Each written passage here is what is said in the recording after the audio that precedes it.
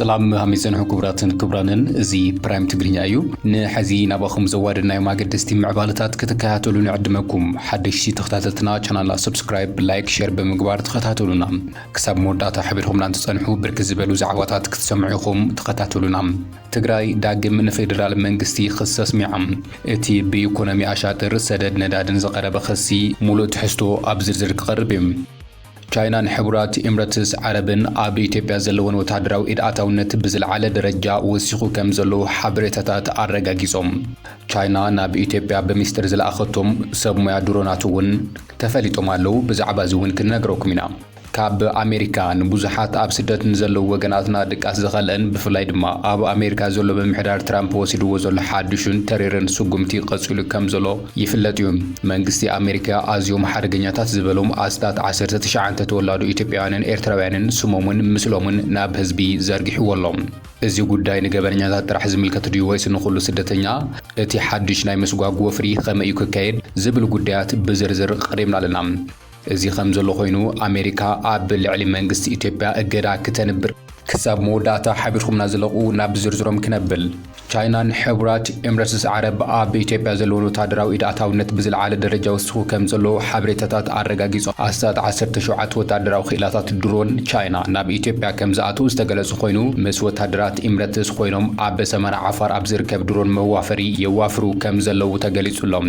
እዘን ኣብ ሰመራ ዝርከባ ድሮናት ዓይነተን ዊንግ ሎንግን ሬይንቦውን ዝኾና ካብ እዋን በዓል ሕዳር ጽዮን ጀሚሩ ክሳብ ሕዚ ኣብ ልዕሊ ሰማይ ትግራይ ወታደራዊ ስለያ የካይዳ ከም ዘለዋ ድማ ሓበሬታታት ተቃሊሖም ኣሎም ቻይናውያን ክእላታት ንወታደራት ኤምሬትስ ስልጠና ድሮን ይህቡ ከም ዘለዉ ተረጋጊጹ ዘሎ ኤምሬት ብተወሳኺ ድሮናት ተተኮስትን ናብ ኢትዮጵያ ኣትያ ከም ዘላውን ይግለጽ ዘሎ እዚ ዝግለጽ ዘሎ ድማ ሃገራት ኣውሮፓ ሓዊሱ ኣሜሪካ ውድብ ሕብራት መንግስታት መንግስቲ ብልጽግና ኣብቲ ዞባ ይርብሽ ኣሎ ዝብል ቋም ብምንጽብራቕ ዘንፍቱ ዘለው ምዕባለታት ኹናት ከም ዘስገን ብምግላጽ ዲፕሎማሲያዊ ጽዕንቶ ኣብ ዝገብራሉ ዘሎ እዋን እዩ ቅድሚ ሕዚ ኣብ ሰኔት ኣሜሪካ ኮይኖም ጉዳይ ጆኖሳይድ ትግራይ ብዕቱብ ክከታተል ዝጸንሐ ናይ ሕዚ ሴክሬታሪ ጉዳያት ወጻኢ ኣሜሪካ ማርኮ ሩቢዮ ንዞባ ቀርኒ ኣፍሪካ ብዕቱብ ይከታተሉ ከም ዘሎን ኣብ ዝሓለፈ ክልተ ሰሙናት ምስ ቀዳማይ ሚኒስትር አብይ ተዘራሪቡ ምስ ትግራይ ሰላም ከውርድ ትእዛዝ ኣብ ዝሃበሉ ኩነት እውን እዩ መንግስቲ ኣሜሪካን ስርዓት ብልጽግና ኣብ ዝሃቦ መጠንቀቕታ ኹናት ምስ ኤርትራ ኾነ ዳግማይ ኣብ ትግራይ ከይውልዕን ውሽጣዊ ጸገማት ብዲያሎግን ዘተን ክፈትሕን ከም ዘተሓሳሰቦ ተገሊጹ ዘሎ ጉዳይ ትግራይ ብስምምነት ፕሪቶሪያ ዝተኣሰረ ዓለም ለኸ ግዴታ ምዃኑ ብምግላጽ ከም ቀደሙ ውሽጣዊ ጉዳይ ዝብል ምኽንያት ተቐባልነት ከም ዘይብሉ ተፈሊጡ ስምምነት ፕሪቶሪያ ብሙሉነት ክትግበር ከም ዘለዎ ድማ ተሰሚሩሉ መንግስቲ ኢትዮጵያ ምስ ኤርትራ ዝኾነ ዓይነት ኹናት ከይውልዕን ነቲ ዘሎ ወጥሪ ከይጋደድን መጠንቀቕታ ይተዋሂቡ ዘሎ ኣብ ክልላት ኦሮሚያ ኣምሓራ ዘሎ ኹናት ብሓቂ ዝተደገፈ ዲያሎግ ክፍታሕ ከም ዘለዎ እምበር እቲ ብዝርርብ ንፈትሖ ኣለና ዝብል ናይ ሓሶትን ናይ ዝተፈብረኸ ሰላም መግለጺ ጠጠው ክብል ከም ዘሎ እዩ ኣሜሪካ ትእዛዝ ሂባ ዘላ ይኹን እምበር ሕዚ እውን ኣብ ልዕሊ ምምሕዳር ቀዳማይ ሚኒስትር አብይ ጽዕንቶ እገዳን ክግበር እዩ ኣሜሪካ ጻውዒታ ቀጺላ ዘላ ሴኔት ኣሜሪካ ኣብ ልዕሊ መንግስቲ ኢትዮጵያ እገዳ ክንበር ሎሚ ጻውዒታ ቀሪቡሎም ቤተክርስትያን ኦርቶዶክስ ተዋህዶ ኢትዮጵያ ካልኦት ሃይማኖታት ትካላት ንዓመፅን ምፍርራሕን ስደትን ዒላማ ይኾና ከም ዘለዋ ሴኔት ኣሜሪካ ሓቢሩሎም እዚ ድማ ንሃይማኖታዊ ናጽነትን ምርግጋእ ሲቪል ማሕበራዊ ኢትዮጵያ ዘደኽም ከም ዝኾነ ዝገለጸ እቲ ሴኔት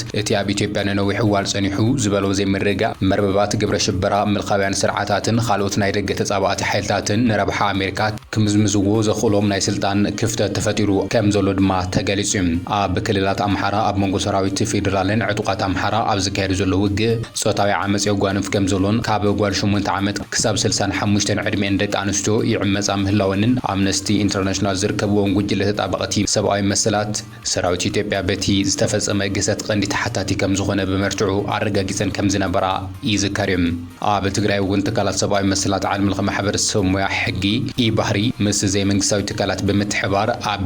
ኣብ ዝሓለፈ ሰሙን ዘውፅኦ መግለጺ ጅምላዊ ዓመጽ ጾታዊ ጥቃዓትን ጾታዊ ስቅያትን ጾታዊ ባርነት ኾነ ኢልካ ዝግበር ጥሜትን ዝርከብዎም ገበናት ሕዚ እውን ደው ዘይምባሎም ሸቐሎት ከም ዝፈጠረሉ ምግላጹ ይዝከር ነዚ ዘሸቐሎምን ነቲ እማመ ዘቕረቡ ኣባላት ባይቶ ኣሜሪካ ገንዘብ ኸፈልቲ ግብሪ ኣሜሪካ ኣብ ስርዓታዊ ምግሃስ ሰብኣዊ መሰላት ወይ እውን ሃይማኖታዊ ምስዳድ ዝተዋፈሩ ስርዓታት ወይ ኣካላት ክድግፉ የብሎምን ብምባል ብኸቢድ ምግሃስ ሰብኣዊ መሰላት ተሓተቲ ዝኾኑ ሰባት ናብ ፍርዲ ክቐርቡ ጻውዒቶም ኣቕሪቦም ኣሎም ብተወሳኺ እውን ጸሓፊ ጉዳያት ወጻኢን ካልኦት ዝምልከቶም ኣካላትን እገዳታት ናይ ወጻኢ ሓገዛት ምግዳብን ዘጠቓለለ ዲፕሎማስያውን ቁጠባውን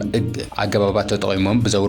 ብዘውረድዎ ግፍዒት ሓተቲ ሰባት ክሕተቱ ከምኡውን ኣብ ኢትዮጵያ ንዲሞክራስያዊ ጽገናታት ሓዋፊ ምሕደራን ክፈጥሩ እዩ ጻውዒት ተቐሪቦም ዘለዉ። ኣሜሪካ ኣብ መጥቃዕቲ ንዝርከባ ከም ቤተክርስትያን ኦርቶዶክስ ተዋህዶ ቤተክርስትያን ኢትዮጵያ ዝኣመሰላ ሃይማኖታት ንምክልኻል ተወፋይነታ ክትረጋግጽ ከም ዝግባእ ድማ እቲ ሴኔት ይገሊጹ ዘሎ። እቶም ኣብ ከቢድ ገሰት መሰላት ዝተሳተፉ ሰበስልጣን መንግስቲ ኢትዮጵያ ድማ እገዳ ክነበረሎም እቲ ሴኔት ሓቲቱሎም። ጸሓፊ ጉዳያት ወጻኢ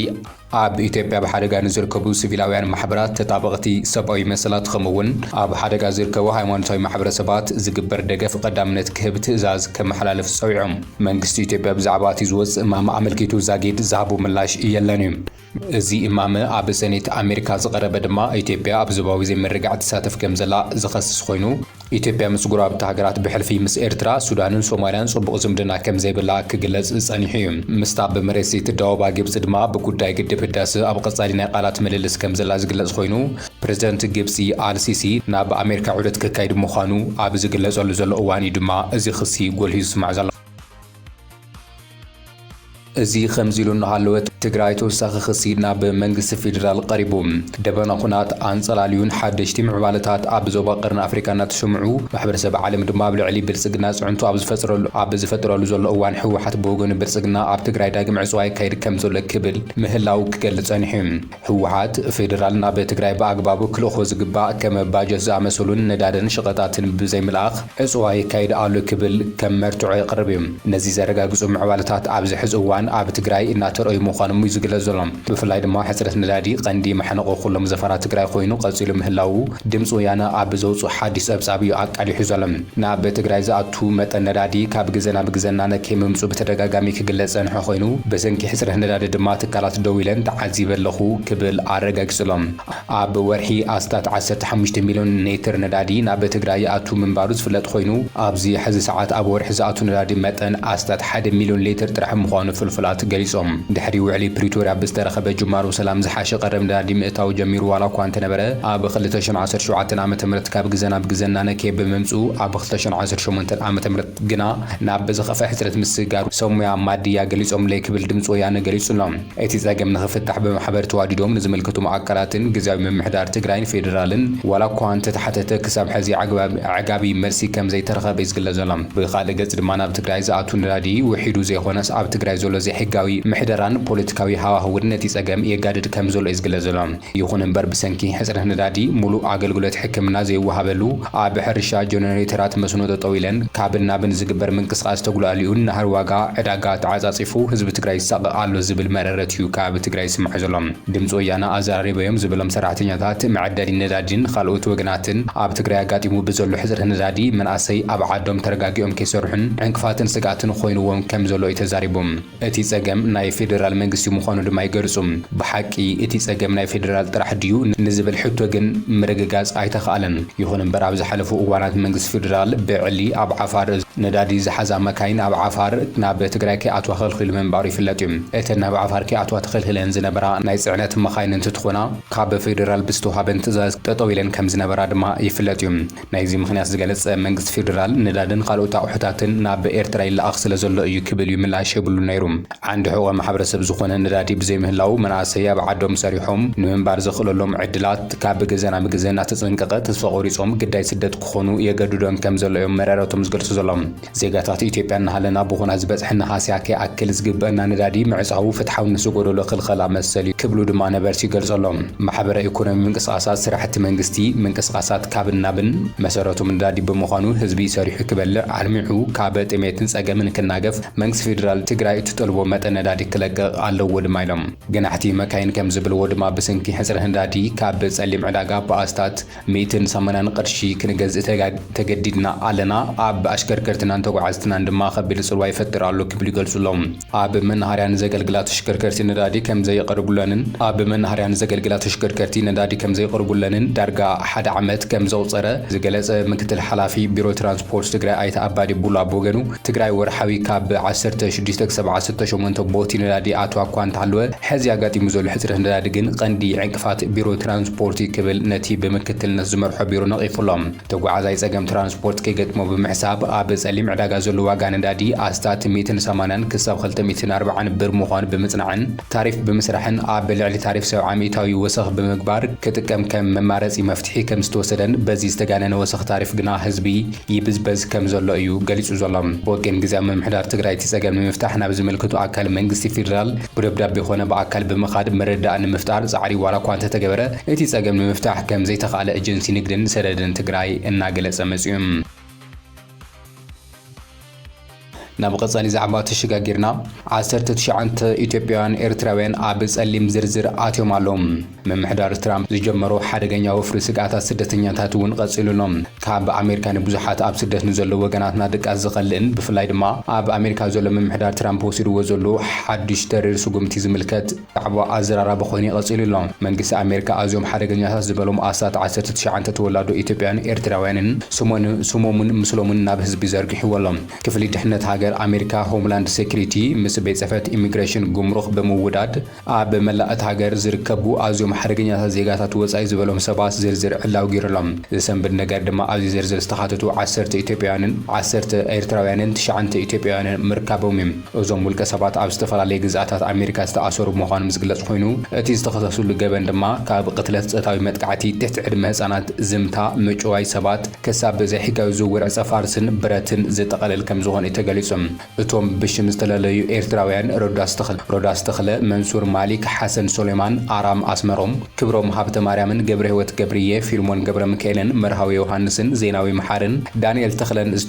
ዝተባሃሉ ውልቀ ሰባት ከም ዝኾኑ ተገሊጹ ካብ ኢትዮጵያ ድማ ሄኖክ ፈቃዱ በረከት መኮነን ብሩክ ታምራትን አዳን ዮሴፍ ከንግቲ በየነ ጳውሎስ ኪዳነ ሳምሶን ኪዳነን ቤዛ ከበደን ከም ዝኾኑ ተገሊጹ መንግስቲ ኣሜሪካን እዚ ዝርዝር ዕላዊ ዝገበረሉ ምክንያት እዞም ሰባት ንህዝቢ ሓደገኛታት ስለ ዝኾኑን በብዙ ካብ ሃገር ክስጎጉ ከም ዝወሰነሎም ተገሊጹ መምሕዳር ፕሬዚደንት ትራምፕ ቃል ብዝኣተዎ መሰረት ኣብ ታሪክ ኣሜሪካ እቲ ዝዓበየ ወፍሪ ምዝጓግ ስደተኛታት ብወግዒ ጀሚሮ ከም ዘሎ ይግለጽ እዮም ብፍላይ ድማ ቅድሚ 2 ሰሙን ሓደ ናይ ኣፍጋኒስታን ስደተኛ ኣብ ዋሽንግተን ዲሲ ንኽልተ ሰባት ሃገራዊ ሓልዋ በጥይት ምስ ሃረመ ኩነታት ተቐይሩ እዩ መምሕዳር ትራምፕ እዚ ፍጻመ ከም መበገሲ ብምጥቃም እቶም ሕቶ ዕቁባ ንዘይተወሰነ ግዜ ደው ክብል ከም ዝኽኣለ ድማ ተገሊጹሎም እቲ ዘተሓሳስብ ነገር ድማ እዚ ወፍሪ ኣብቶም ገበን ዝፈጸሙ ጥራሕ ደው ዝብል ከም ዘይኾነ ተገሊጹ ፕሬዚደንት ትራምፕ ካብ ሃገራት ሳልሳይ ዓለም ንዝመጹ ስደተኛታት ቋሚ እገዳ ንምንባር መደብ ከም ዘለዎ ዝገለጸ ኮይኑ ምስጓጉ እውን ጀሚሩ ከም ዘሎ ዝግለጽ ዘሎ እቲ ዝኸፍአ ድማ ሕጋዊ ሰነዳት ወይ ድማ መንበሪ ፍቃድ ዘለዎም ዜጋታት ኤርትራውያን ሶማልያውያንን ሓዊሱ ካብ 19 ሃገራት ዝመጹ ሰባት ጉዳዮም እንደገና ከገምገምን ምዃኑ ተሓቢሩ ዘሎ እዚ ማለት ድማ እቲ ወረቐት ዘለዎ እውን እንተኾነ ውሕስና ዘይስምዑ ኩነታት ተፈጢሩ ከም ዘሎ እዩ ኣማኻሪ ድሕንነት ሃገር ስቴቨን ሚለር ከም ዝገለጾ መንግስቲ ኣብ መዓልቲ ክሳብ 3000 ኣካላት ሰነድ ዘይብሎም ስደተኛታት ንምእሳር ትልሚ ሒዙ ይንቀሳቐስ ከም ዘሎ ዝገለጸ ኮይኑ ክሳብ መፋረቕ ወርሒ ሕዳር ኣስታት 65000 ሰባት ኣብ ቀይዲ ከም ዘውዕለ ተገሊጹ ዘሎ